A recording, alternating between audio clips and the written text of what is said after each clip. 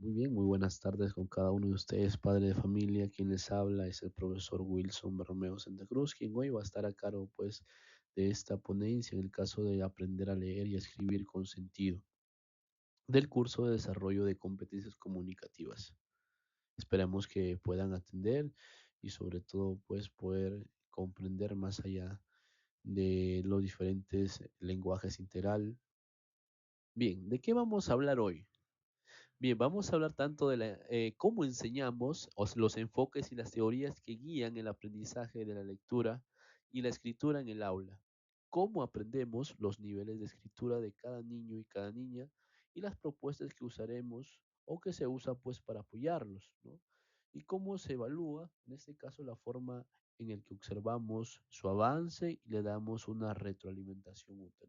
Es muy importante nosotros el acompañamiento, ¿verdad? El acompañamiento y sobre todo pues la retroalimentación en el caso pues los estudiantes no hayan comprendido bien el tema. Bien. Vamos a ver el primer punto es cómo enseñamos. ¿Qué enfoque tiene? En este caso el enfoque comunicativo, ¿no? Se aprende a leer y escribir para comunicarse de verdad, no solo para repetir letras y sonidos sueltos. Por ejemplo, ¿no? El punto de partida es la necesidad real de comunicar algo, una carta, un cuento, una lista, una noticia. Se trabaja con textos completos y con sentido, no solo con sílabas o letras aisladas sin contexto. El niño y la niña participan como hablante, lector y escritor activo desde el primer día. Aquí es muy importante, ¿no? Digamos, cómo nosotros nos vamos involucrando al niño al poder, pues, el poder comunicar tanto una situación que le haya pasado en la vida real, como la formulación de un cuento, una lista de actividades, poder que de una u otra manera, pues, el estudiante no solamente le diga palabras sueltas, sino que englobe cada uno de los aspectos y pueda armar una oración completa. Buenas tardes, soy la profesora Mercedes. En este momento les voy a pasar a explicar el punto que hace referencia al lenguaje integral. Ahora les quiero explicar qué significa el lenguaje integral. Nosotros, desde el lenguaje integral, creemos que los niños aprenden mejor cuando leen y escriben cosas que tienen sentido para ellos y que usan en su vida diaria, ya sea en sus juegos, en la casa con mamá, en la casa con papá o en sus quehaceres diarios dentro del hogar. Por ejemplo, en lugar de practicar solamente las sílabas ma, me, mi, mo, mu por separado, les mostramos un cuento o una receta o ya sea una invitación. Así entienden para qué sirve leer y escribir. Es parecido a cuando un niño aprende a hablar. Primero escucha conversaciones completas y poco a poco aprende las palabras. Con la lectura y la escritura ocurre algo similar. Ellos van a aprender usando el lenguaje completo y que este lenguaje se dé en situaciones reales en los que ellos estén día a día. Ahora pasaré a explicarles un poco acerca de la teoría psicogenética que nos comenta acerca de que todos los niños tienen una manera diferente de aprender y eso se da a su propio ritmo de crecimiento. Antes de escribir ellos correctamente, hacen intentos y eso es completamente normal. Por ejemplo, si un niño quiere escribir mamá y escribe ma, no significa que no pueda aprender. Lo que nos está mostrando el niño es cómo está pensando en ese momento y cómo está interpretando el sonido con lo que él cree que se debe escribir con ese sonido. Como docentes, nosotros observamos estos intentos para saber cómo ayudarlo a avanzar. No buscamos que todos aprendan de igual ni al mismo tiempo, sino acompañarlos paso a paso e identificando cuáles son sus diferentes necesidades para que ellos puedan aprender a escribir y a leer.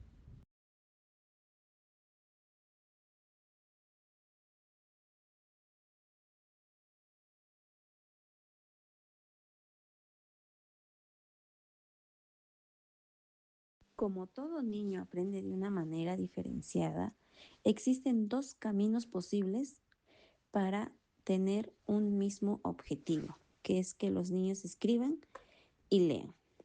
Muchos de nosotros aprendimos con el método tradicional que es repitiendo las vocales, las sílabas separadas, y eso nos permitió aprender a leer. Sin embargo, hoy en día estamos utilizando otra forma que busca que los niños comprendan lo que leen y escriban pero con un propósito. Por ejemplo, en lugar de repetir muchas veces la letra M o M, le pedimos escribir una lista para comprar en el mercado o una invitación para un cumpleaños. No significa que una forma sea mala y otra buena. Simplemente que hoy buscamos que los niños disfruten de leer y escribir porque encuentran un sentido en hacerlo. Y al encontrar un sentido, ven lo necesario que es aprender a escribir y a leer.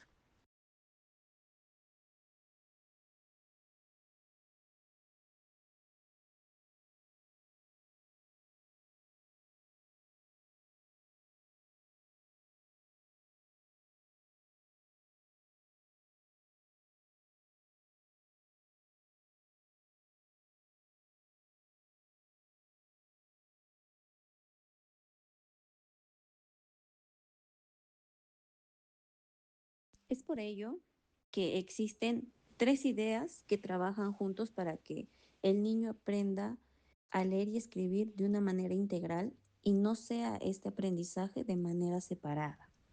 Hasta aquí hemos visto estas 3 ideas importantes. La primera nos ha dicho que leer y escribir sirve para poder comunicarnos.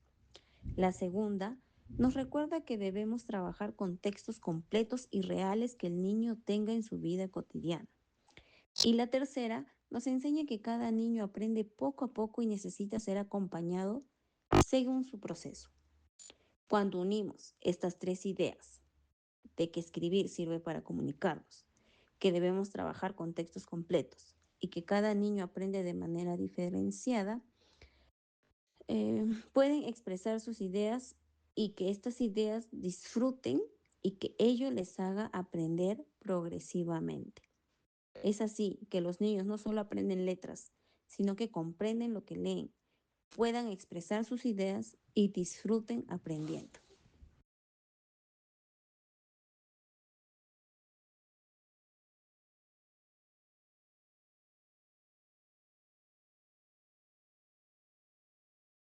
Hace un momento hemos descrito aspectos teóricos, pero ahora vamos a analizar un ejemplo dentro del aula. Veamos un ejemplo súper sencillo. Supongamos que vamos a preparar galletas en clase.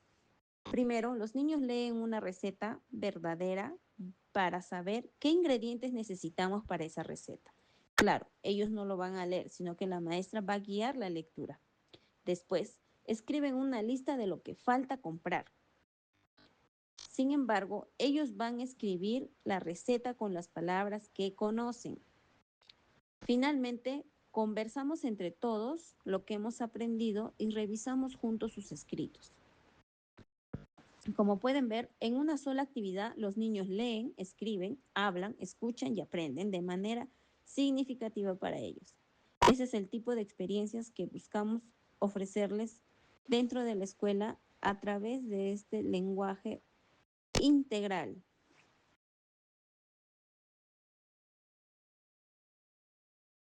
Muy buenas tardes, estimados padres de familia. Quien les habla es la profesora Lady Rodríguez Atencia y en esta breve exposición conoceremos las etapas por las que pasan los niños al aprender a escribir y cómo desde casa podemos acompañarlos con paciencia, confianza y mucho ánimo. Bien, estimados padres de familia, ahora hablaremos acerca de los niveles de escritura. Ellos son el presilábico, el silábico alfabético y el alfabético. Como podemos observar, aprender a escribir es un proceso. Todos los niños pasan por diferentes niveles antes de escribir correctamente y cada uno avanza a su propio ritmo. Nuestro papel, tanto en la escuela como en la casa, es acompañarlos, motivarlos y respetar su proceso, evitando compararlos con otros niños. Tenemos que tenerlo muy en cuenta ello, queridos padres de familia. Ahora hablaremos de algunas propuestas de intervención de acuerdo a los niveles de escritura, ¿sí? Vamos a hablar acerca del primer nivel, que corresponde al nivel presilábico. En este nivel, los niños todavía no relacionan las letras con los sonidos. Pueden hacer dibujos, garabatos o escribir letras al azar, pero ya comprenden que la escritura tiene un significado. Por eso es importante valorar lo que escriben, preguntarles qué quisieron decir y animarlos a seguir escribiendo sin corregirlos de inmediato. Continuamos con la propuesta de intervención para el segundo nivel de escritura. Este corresponde al nivel silábico. Aquí el niño empieza a descubrir que las palabras tienen partes o sílabas. Generalmente escribe una letra por otra sílaba que escucha. Este es un gran avance porque ya está relacionado la escritura con los sonidos. En esta podemos fortalecer de repente el proceso jugando a escribir palabras sencillas o también celebrando pues cada intento, ¿no? Que en este caso el niño pueda realizar. Seguimos, estimados padres de familia, con una propuesta de intervención. Ahora corresponde al tercer nivel de escritura, la cual es pues el nivel silábico alfabético. En este nivel, el niño ya combina sílabas completas con algunas letras que representan sonidos individuales. Tenemos que saber y tener en cuenta que poco a poco su escritura se parece más a la convencional. Lo más importante es seguir brindándole oportunidades para escribir, leer juntos y reconocer sus avances, porque cada práctica fortalece su aprendizaje, estimados padres de familia. Es sumamente importante esta propuesta de intervención para este nivel. Finalmente, estimados padres de familia, estaremos observando una propuesta de intervención, pues, para el cuarto y último nivel de escritura, que corresponde, pues, al nivel alfabético. Para ello vamos a responder una pregunta. ¿Cómo escribe en este nivel? ¿Sí? El niño o niña, en este caso, relaciona de forma sistemática cada sonido con su letra, ya que puede leer y escribir de manera convencional, aunque con errores ortográficos normales, ¿sí? Ahora, una propuesta para esta actividad, en este caso para este nivel, pudiera ser la producción de un cuento breve en grupo, ¿no? Revisarlo, pues en este caso, entre parejas y luego publicarlo en un libro viajero, ¿no? Que puede también de igual manera circular por todas las familias, en este caso, de cada estudiante.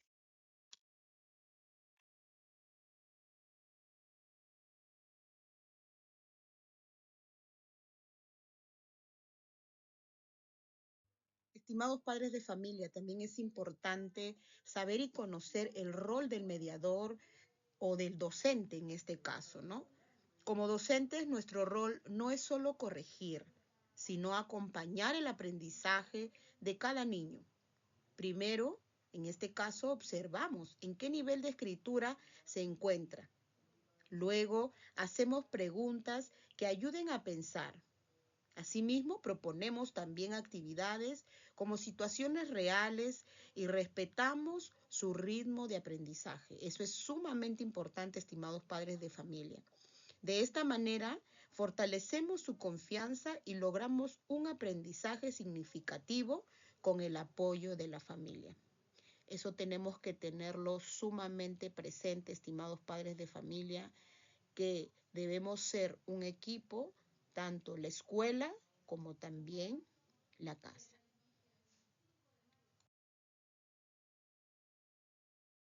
Buenas tardes, queridos padres de familia. Soy la docente Lidia y hoy le voy a explicar acerca de la evaluación cuantitativa y cualitativa.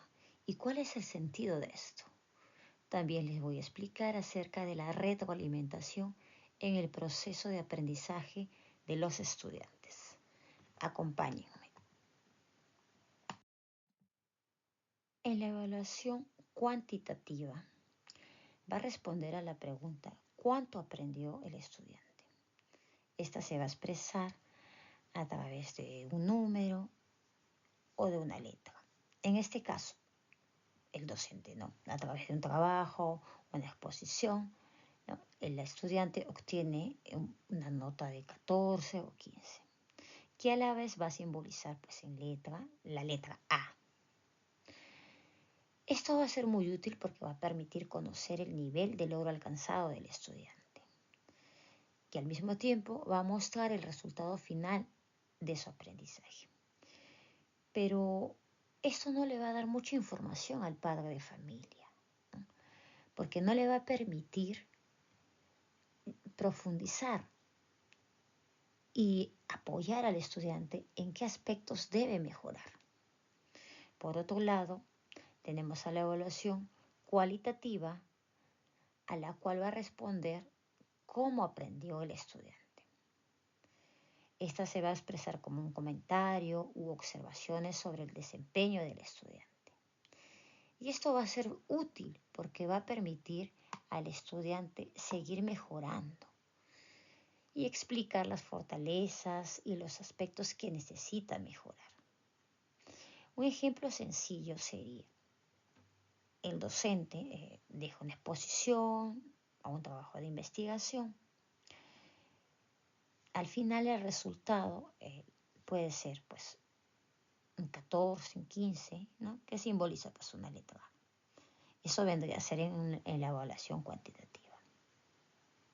En la evaluación cualitativa, el docente va a acompañar al estudiante en este proceso de desarrollo y le va a mostrar qué aspectos debe mejorar. Como por ejemplo, si es una exposición, puede sugerir, ¿no?, el tono de la voz, ¿no?, que sea un poco más alto.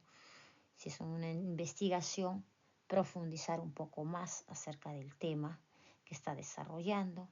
Si es en el caso de matemáticas, practicar más los números, la multiplicación o la división. Esto va a ser muy importante y va a favorecer muchísimo al estudiante, porque no solamente le va a ayudar a este proceso de desarrollo para que pueda desenvolverse mucho mejor y en el aprendizaje, sino que también va a fortalecer su autoestima, ¿no? Al sentirse más seguro, al ver este proceso de acompañamiento entre el docente y el estudiante. Pero sobre todo, va a aprender que estos errores que pueda tener el estudiante en este proceso pueda convertirse más adelante a través de un análisis y una guía del docente en algo positivo, ¿no?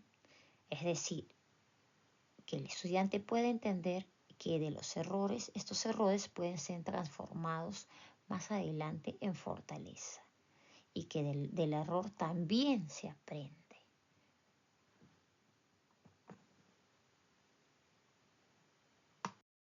Bien, aquí vamos a ver acerca de la retroalimentación formativa.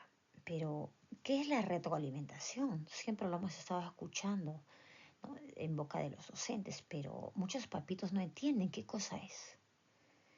La retroalimentación es la orientación que brinda el docente al estudiante. Pero esta orientación no solamente va a ser al final, sino va a ser continua en todo este proceso de desarrollo de aprendizaje del estudiante. Su objetivo va a ser ayudar a que el estudiante pueda reconocer cuáles son estas fortalezas, qué está avanzando adecuadamente y qué necesita mejorar en este proceso y cómo lo va a mejorar con este acompañamiento que va a brindar el docente. recordemos que no se trata solo de decir si es que está bien o que está mal, porque muchas veces el estudiante no lo va a comprender. Si el docente le dice que está mal, pero no le especifica qué puntos está mal o qué puntos debe corregir, el estudiante se va a mostrar frustrado porque tiene la fortaleza, el deseo de seguir mejorando, pero si no conoce cuáles son estos puntos que debe reforzar o que debe mejorar, se va a sentir bastante frustrado. ¿Bien? Entonces recordemos que esta retroalimentación es continua, es durante todo este proceso de desarrollo. Bien, ahora, otro punto preciso de la retroalimentación es que sea concreta. Es decir, que el docente debe especificar cuáles son los puntos de los cuales el estudiante debe seguir mejorando. También debe ser alentadora este proceso de retroalimentación, porque no solamente el docente debe especificar esos puntos de los cuales debe mejorar, sino que debe fortalecer el docente y reconocer el esfuerzo y el avance del estudiante y seguir motivándolo para que pueda seguir esforzándose y seguir intentándolo. Un ejemplo sencillo podríamos dar, por ejemplo, una docente le deja al estudiante escribir un cuento. Sin retroalimentación, la docente le puede poner una nota de 15. Con retroalimentación, la docente va a especificar cuáles son estas fortalezas, estos puntos de los cuales el estudiante ha avanzado, ¿no? Recogiendo, ¿no?, que el cuento tiene una idea muy importante, una idea muy interesante, está bien organizado, tiene inicio, tiene nudo, tiene desenlace, tiene una estructura adecuada. Eso vendría a ser las fortalezas, pero también debe hacer la observación de los puntos de los cuales el estudiante debe mejorar. En este caso, si es una historia, si es un cuento, no podría hacer las observaciones concretas, siempre concretas, para que el estudiante pueda entender qué es lo que debe mejorar. Podría ser, ¿no?, la ortografía, que tenga cuidado con los signos de interrogación, el punto, la coma, el uso de las mayúsculas, ¿no?, sobre todo los sustantivos propios, ¿no?, que van con mayúscula, que muchas veces, a pesar de que están en sexto grado, siempre hay, ¿no?, esta falta todavía, ¿no?, de manejo de la ortografía. Entonces, sirve de orientación. Por otro lado, también podría agregar, ¿no?, un dibujito para que sea más llamativo esta historia. Ahora, ¿por qué es importante la retroalimentación? Es importante porque va a ayudar al estudiante a mejorar continuamente, constantemente. Va a fortalecer su confianza y su motivación para seguir intentándolo. Le va a permitir aprender de sus errores y sobre todo es que va a orientar al padre de familia para apoyar al estudiante durante este proceso de aprendizaje. Porque muchas veces el papá a veces se siente frustrado porque quiere ayudar al alumno, a su hijo, pero no sabe en qué punto o cuál es la parte que debe reforzar, ¿no? Y muchas veces se queda en el aire. Entonces, con retroalimentación, el docente trabaja los puntos precisos, señala, y el padre, al observar esta guía, estos puntos concretos, ¿no?, tiene mayor información para apoyar al estudiante, pues, en casa, ¿no? Y al final, pues, este trabajo es un trabajo en conjunto, ¿no?, de docentes, de estudiantes y de padres de familia, que es una parte importante y clave en este desarrollo del aprendizaje. Bien, en conclusión, la retroalimentación es la explicación que recibe el estudiante sobre su trabajo, sobre lo que está desarrollando. la cual le va a permitir fortalecerse, siempre acompañado con el docente. Bien, gracias.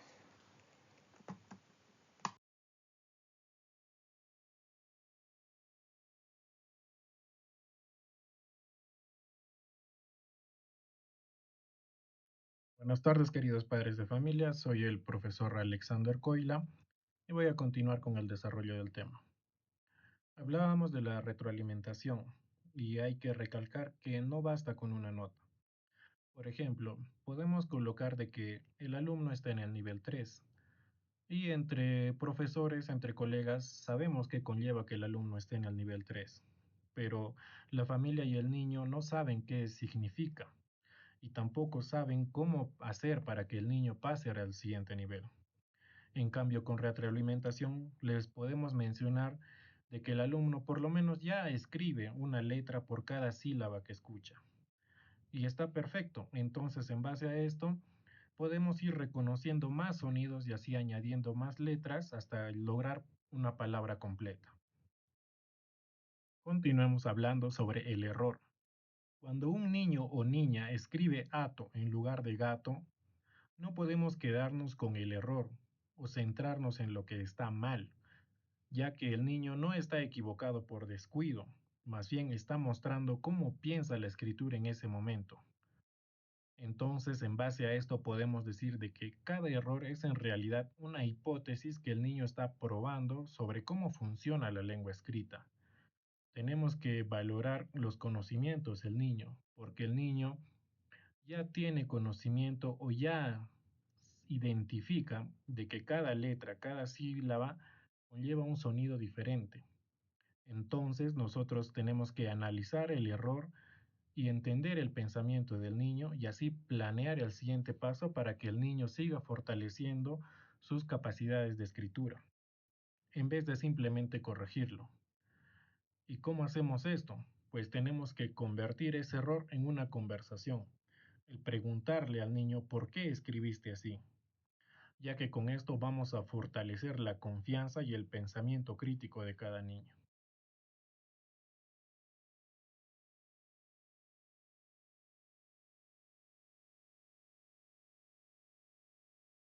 Y ahora, ¿cómo pueden apoyar ustedes los padres desde casa? Pues, por ejemplo, pueden leer juntos todos los días, y no tiene que ser un cuento extenso o algún libro complicado.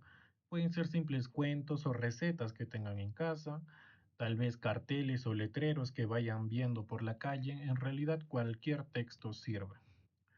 Otro punto puede ser el darle un propósito a la escritura. Al realizar una nota o una lista, tener en cuenta que eso puede ser con el objetivo de recordar algo, de tener ordenado algo, o tal vez al realizar una carta, el objetivo es expresar ciertas cosas, recordar algo a algún familiar.